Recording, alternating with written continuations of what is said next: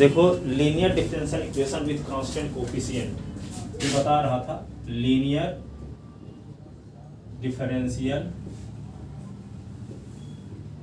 Equation with constant coefficient ये बता रहा था, ठीक है। अब कोई डिफरेंशियल इक्वेशन इस प्रकार का है, F D by is equal to e की पावर ए एक्स। तो इसको सॉल्व करने से जो ये सोल्यूशन आता है तो इसको कहेंगे कॉम्प्लीमेंट्री फंक्शन, ठीक है। तो यहाँ मान लो सपोज करते हैं कि एम की वैल्यू आती है आपके पास m1 और m2, तो कॉम्प्लीमेंट्री फंक्शन क्या लिखोगे, c1 ई की पावर m1 x और प्लस c2 ई की पावर m2 x। फिर हम एक का सोल्यूशन और निकालते हैं, उसको कहते हैं PI पर्टिकुलर इंटीग्रल, ठीक है। तो इसको लिखते हैं क्या, 1/FD लिखेंगे ई की पावर ax है। तो PI इज इक्वल टू क्या होगा, d के स्थान पे ई की पावर में इसका जो कोफिशिएंट है वो लिख देंगे, i की पावर x, ये होगा PI। सो रिक्वायर्ड सोल्यूशन क्या लिखेंगे, complementary function required solution y is equal to complementary function plus particular integral, ठीक है। तो कॉम्प्लीमेंट्री फंक्शन क्या है, ये जो आएगा और चार कंडीशन में से कुछ भी आ सकता है यहाँ m की वैल्यू, ठीक है, जो कल बताए हैं चार कंडीशन कि m की वैल्यू क्या होगा, डिफरेंट हो m की वैल्यू रिपीट हो, m की वैल्यू कॉम्प्लेक्स नंबर में है, m की वैल्यू रूट के फॉर्म में है, चार रूल बताए थे कल। तो कोई भी किसी तरीके से कॉम्प्लीमेंट्री फंक्शन आ सकता है चार रूल में से, ठीक है। तो जो उसमें जो कल डिफरेंशियल इक्वेशन बताए थे तो राइट हैंड साइड हमेशा जीरो रहता था, तो उसका जो कॉम्प्लीमेंट्री फंक्शन है वही रिक्वायर्ड सोल्यूशन कहलाता था। लेकिन अब जब डिफरेंशियल इक्वेशन बताएंगे तो उसमें राइट हैंड साइड जीरो नहीं रहेगा, ठीक है। तो जब जीरो नहीं रहेगा तो ई की पावर एस के फॉर्म में है तो क्या होगा, साइन एस है तो क्या होगा, एस की पावर एम है तो क्या होगा, चार पांच रूल है, ठीक है, भिन्न भिन्न कंडीशन में। अभी हम ये बताएंगे कि जब राइट हैंड साइड में ई की पावर एस रहेगा तब उसका पर्टिकुलर इंटीग्रल कैसे निकालेंगे, और कॉम्प्लीमेंट्री फंक्शन तो जैसे कल निकाले थे उसी प्रकार से निकालेंगे, ठीक है। तो सो रिक्वायर्ड सोल्यूशन क्या लिखेंगे, y is equal to complementary function plus particular integral. तो कॉम्प्लीमेंट्री फंक्शन क्या है, c1 ई की power m1 x plus c2 ई की पावर m2 x और प्लस pi के स्थान पे क्या लिख दोगे, ये 1 ई की पावर as अपॉन fa, ठीक है। तो ये क्या आ गया, रिक्वायर्ड सोल्यूशन, ठीक है।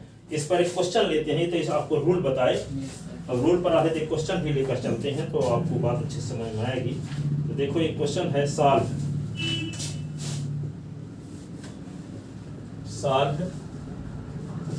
क्या है, d2y/ds2 minus 3dy/ds plus 2y is equal to e की पावर क्या लिखा है यहाँ पे, ई की पावर 5x, ठीक है। अब ए का काम कौन कर रहा है इस क्वेश्चन में, 5 ax के स्थान पे 5 आ गया। इसको कैसे लिखेंगे, d2/3d by 2y is equal to e की power 5x।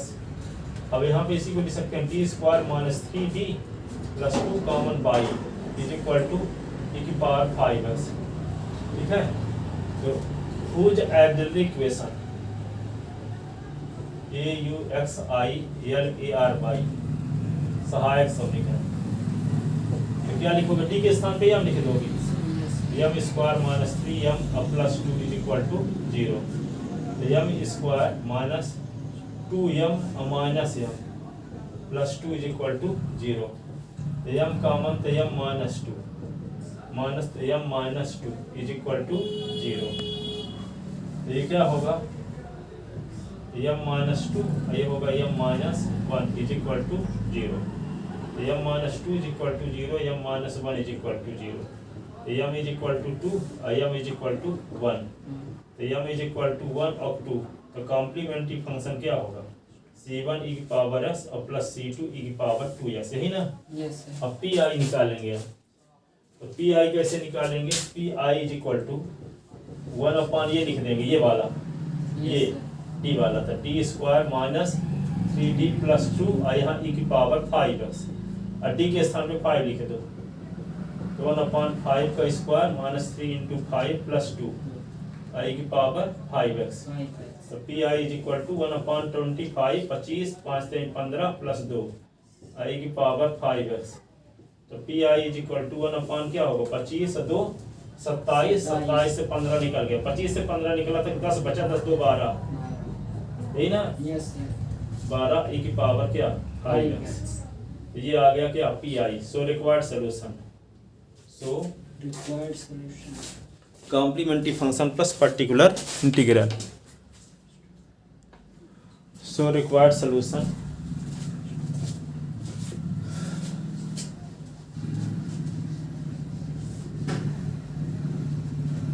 so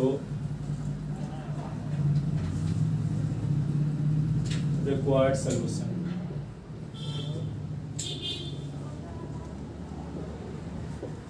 y is equal to complementary function plus particular integral। y is equal to complementary function क्या है, c1 e की power s plus c2 e की power 2x e की power 5s/12, ये answer है।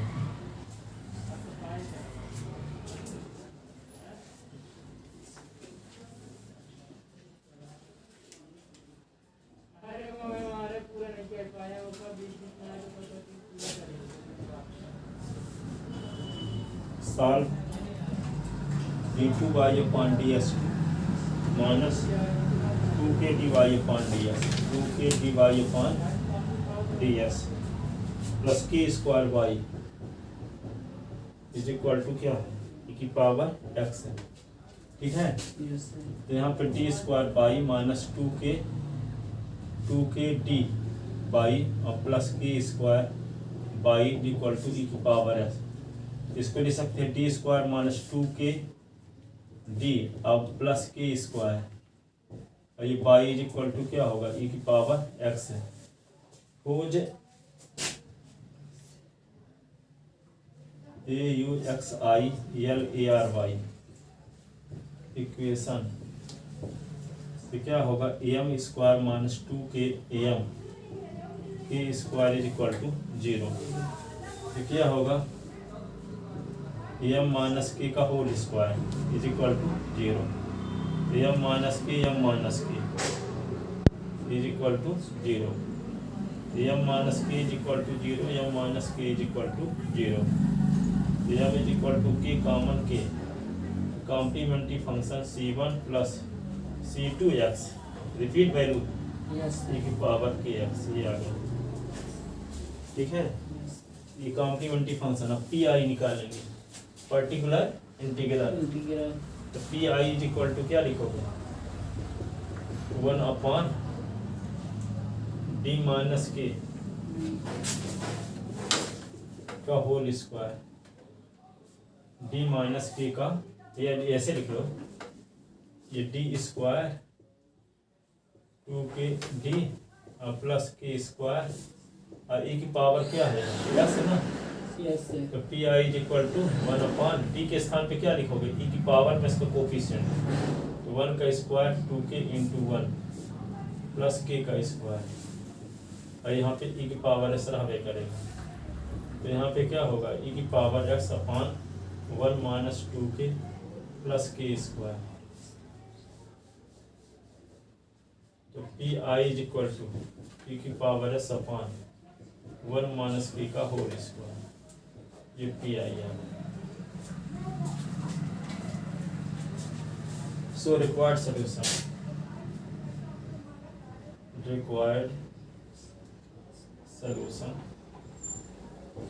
y is equal to complementary function plus particular integral. तो y is equal to complementary function क्या है, कॉम्प्लीमेंट्री फंक्शन क्या है, c1 plus c2 x e की पावर kx प्लस e की पावर x/1 माइनस k का whole square. ये आ गया रिक्वायर्ड सॉल्यूशन।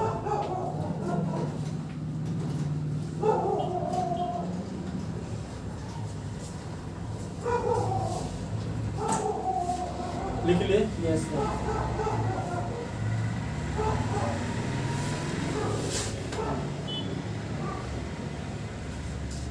तीसरा question solve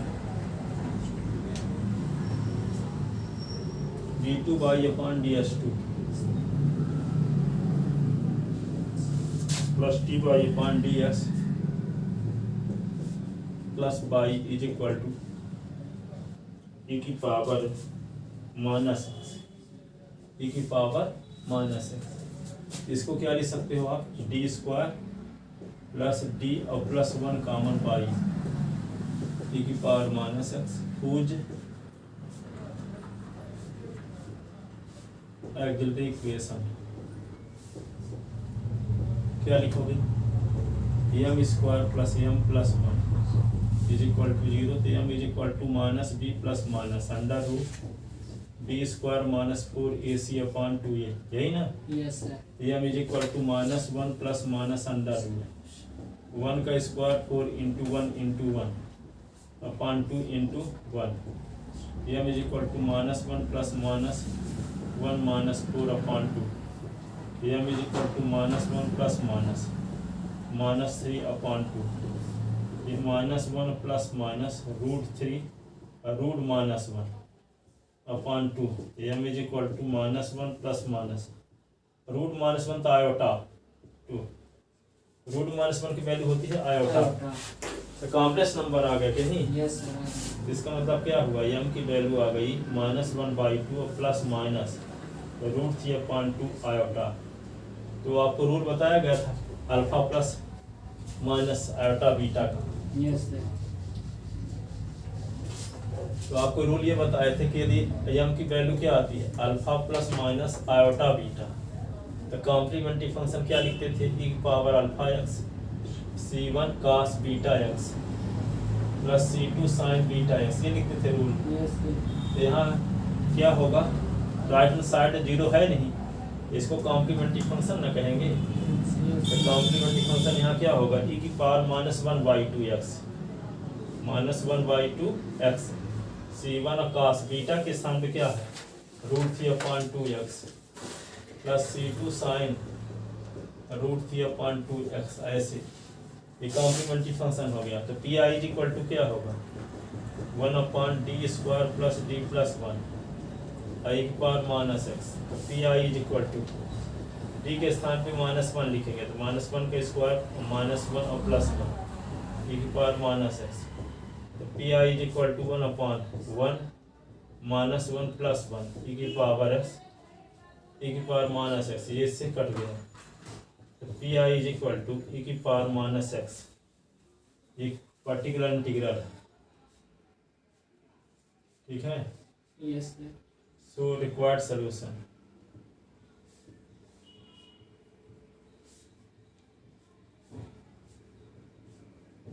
y is equal to complementary function plus particular integral। y is equal to complementary function क्या है,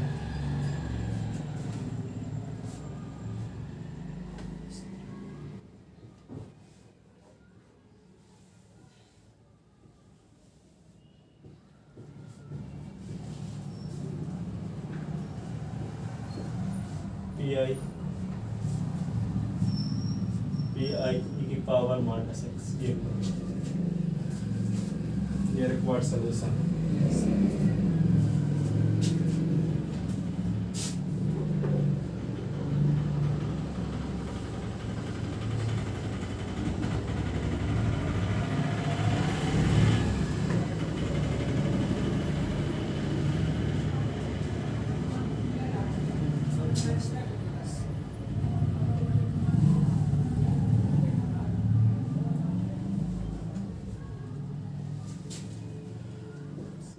solve है चौथा question, d2 by upon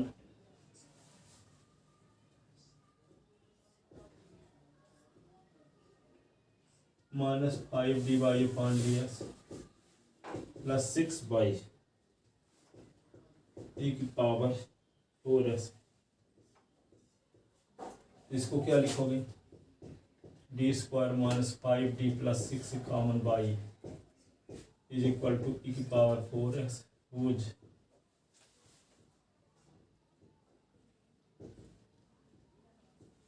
equation. तो यहाँ पे m square minus 5m plus 6 is equal to 0, m square minus 3m minus 2m, तो m minus 3 minus 2 common, तो m minus 3 0, m minus 3 m minus 2 is equal to 0, m minus 3 is equal to 0, m minus 2 is equal to 0, m is equal to 3, m is equal to 2। Complementary function c1 e की power 2s plus c2 e की power 3x, ये आ गया। pi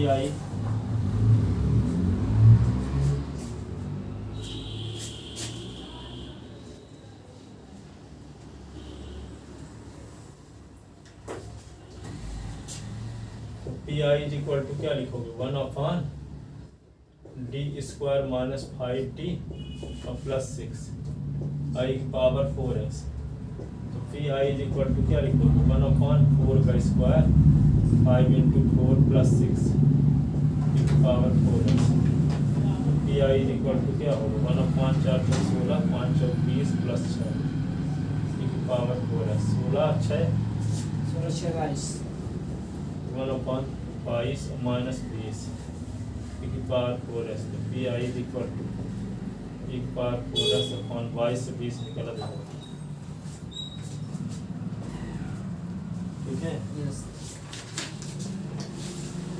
So required solution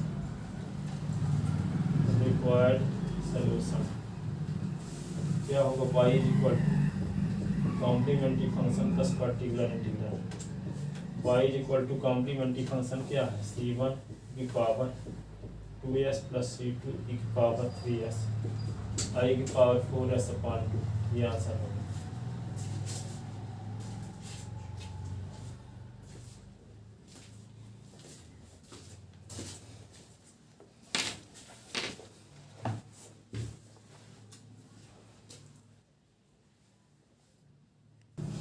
अगला question देखो 5th number.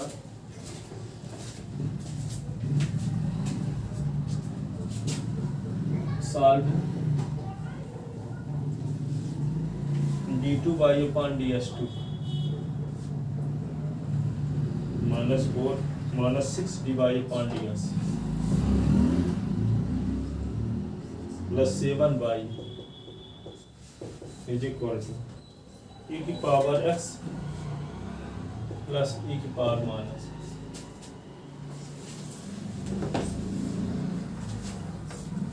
इसको क्या लिख सकते हैं, D square minus 6d plus 7 common by e की पावर एस ई की पावर माइनस एक्स। तो क्या होगा, खोज auxiliary equation A U X I क्या है, एम स्क्वायर माइनस 6m और plus 7 is equal to 0। M square minus 6 से 7 के फैक्टर करेंगे तो माइनस 7m और प्लस m, माइनस 6 से m प्लस m क्या हो जाए, -6m हाँ, पर 7 के 2 फैक्टर होना चाहिए ना, 7 के फैक्टर तो होगा ना करेंगे, 7 इंटू -1 तो हो जाएगा, लेकिन ये -7 का फैक्टर कहलाएगा ना। yes तो एम इज इक्वल टू क्या करें, -b plus minus under root B square minus 4ac upon 2a। M is equal to minus b की value -6 plus minus b square तो -6 का स्क्वायर 4 इंटू 1 इंटू सी की value 7 upon 2 into 1 M is equal to 6 plus minus 4 7 जा 28 M is equal to 6 और plus minus 36 से 28 निकाल दोगे तो क्या बचेगा? 8 8 8 upon 2 m is equal to 6 plus minus 2 root 2 upon 2 2 common लेंगे तो 3 और प्लस माइनस रूट 2 अपॉन 2। तो m की वैल्यू क्या आ गई? रूट में आ गई ना। Yes sir. तो क्या बताएंगे इसका कॉम्प्लीमेंट्री फंक्शन? e की power 3x C1 cos hyperbolic root 2x C2 sin hyperbolic root 2x C1 cos hyperbolic. इसमें आयोटा ना हो तो cos हाइपरबोलिक sin हाइपरबोलिक।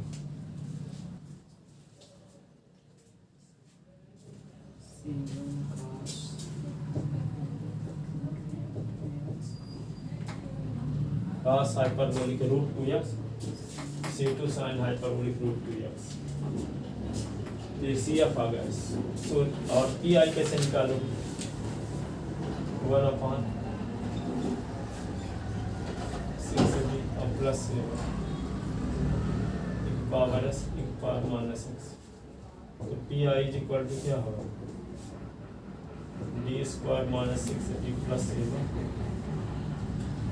एक पावर क्या? x plus 1 upon d square minus 6d plus 7 और एक power minus x। अब क्या करोगे? e की पावर में इसका कोफिशिएंट क्या है? इसमें 1 क्या होगा? 1 का स्क्वायर माइनस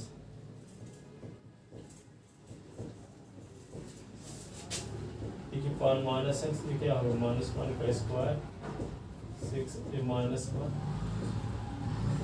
प्लस 7 और ये e की पावर ऐसा रहेगा ही ना। PI is equal to e की power s upon 1 minus 6 plus 7